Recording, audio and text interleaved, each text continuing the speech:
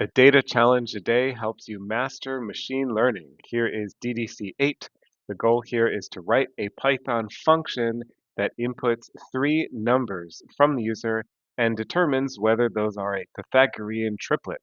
A Pythagorean triplet means the largest of the three numbers squared equals the sum of squares of the two smaller numbers.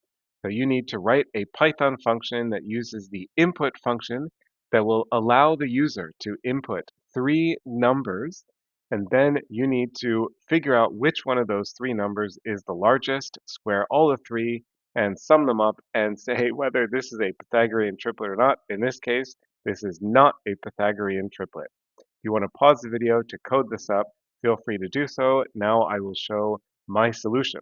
So here is the function. I use the function that I'm creating in Python. Here I'm using the Python built-in function input that will allow me to input three floats from the user. Here I sort them so that the third number is the largest, and then I square that final number, which is the biggest, and then I test whether that equals the sum of the squares of the two smaller numbers. And if that is true, then this is a Pythagorean triplet, and otherwise it's not a Pythagorean triplet.